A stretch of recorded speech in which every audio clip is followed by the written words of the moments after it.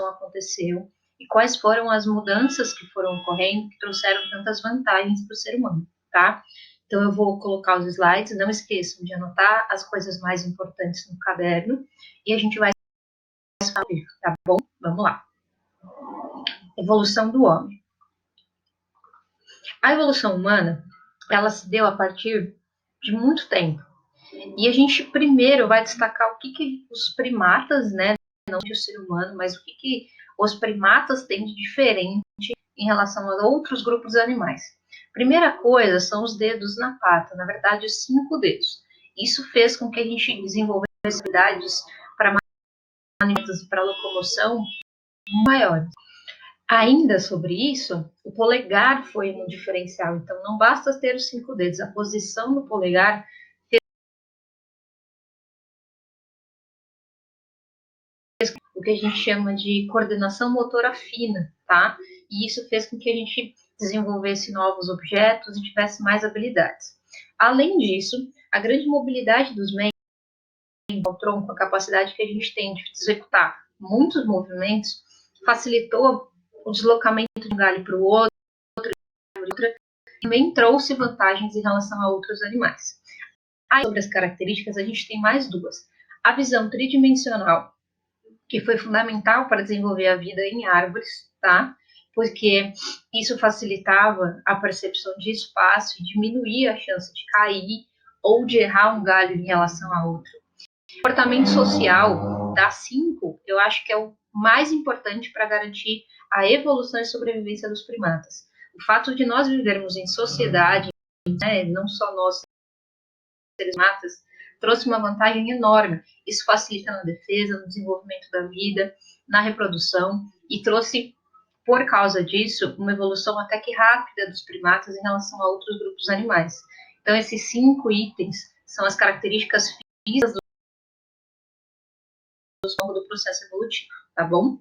Aqui eu coloquei alguns exemplos de primatas para vocês entenderem que quando eu estou falando dessas características, eu não estou falando do homem, mas sim um grupo muito maior. Se vocês observarem em relação à fisionomia, eles são muito diferentes entre si, mas carregam essas 5 coisas, né? Essas 5 características que eu citei agora. Então, não entendam, quando eu falar dos primatas ou da evolução, falar somente do homem, tudo bem?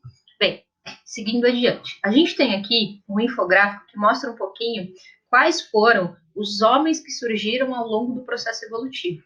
Então, a gente tem aqui o mais antigo desse lado, tá? Que são os que surgiram primeiro e que deram origem. Desses daqui, a gente teve uma divisão em 2 grupos. Um dos grupos deu origem aos grandes antropóides, que são os chimpanzés, os gorilas, tá? Que são deu origem ao que a gente chama dos hominídeos, tá? Que é o que vai chegar, então, ao homem Homo sapiens sapiens, que é o ser humano moderno. Aqui está o Homo sapiens, gente, mas é Homo sapiens. Às vezes a gente já sabe que nós estamos um passo à frente, né? O ser humano moderno, ele foi colocado como a Homo sapiens sapiens. Se vocês observarem, através dos crânios que estão aqui, a gente consegue perceber que uma das evoluções também foi relacionada ao cérebro e à parte corporal. Então, a gente vai falar mais adiante sobre isso também, tá bom? Seguindo, galera. A hominização, o que foi isso? É o processo de evolução física. Como eu comecei a aula citando, a gente tem 5 características físicas que determinaram o processo evolutivo e trouxeram enormes vantagens. Então, a evolução, ela começa também por causa dessas mudanças físicas, até chegar ao homem moderno, que é o Homo sapiens. Então, semelhante ao homem desenvolvido,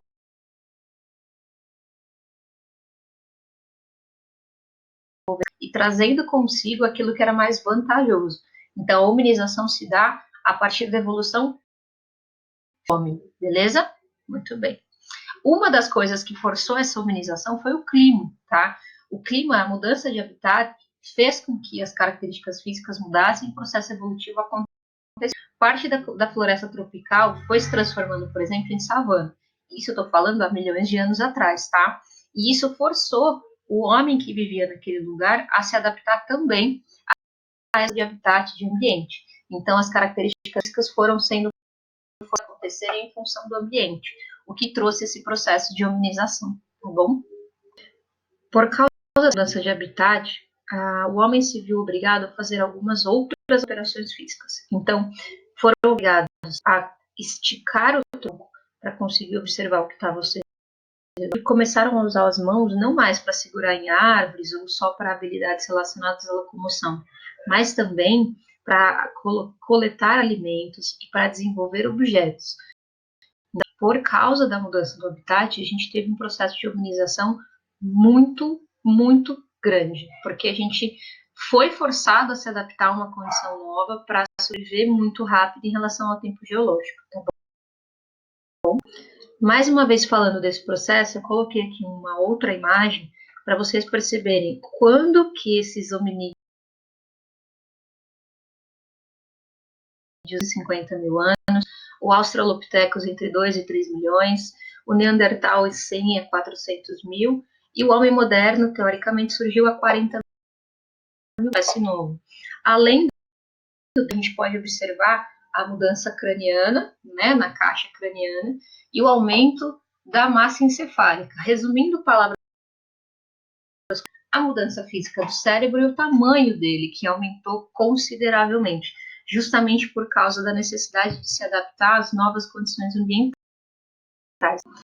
Seguindo adiante, outra característica, então, que surgiu por causa da mudança de habitat é a bipedia. Como eu disse, eles tiveram que esticar o tronco para conseguir observar o que tinha ao redor, e isso fez que a mudança na forma de se locomover acontecesse. Então, eles tinham a possibilidade de transportar objetos, tinham capacidade de ver a distâncias maiores que até então conseguiam, e os primeiros hominídeos teriam surgido, esse grupo específico de hominídeos teria surgido há 2 milhões e meio de anos atrás, tá? Na idade que a gente...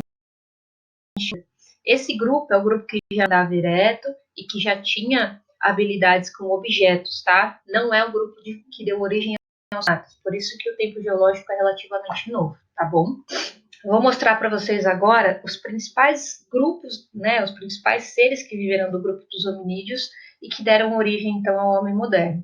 O primeiro deles é o Homo habilis. Ele tem esse nome porque ele passou a desenvolver objetos a partir da pedra, que deu origem à idade da pedra lascada, por isso que ele tem esse nome, tá?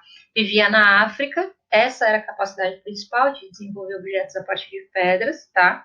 E ele tinha um volume craniano relativamente pequeno em relação a hoje. Um outro que a gente tem é o Homo erectus.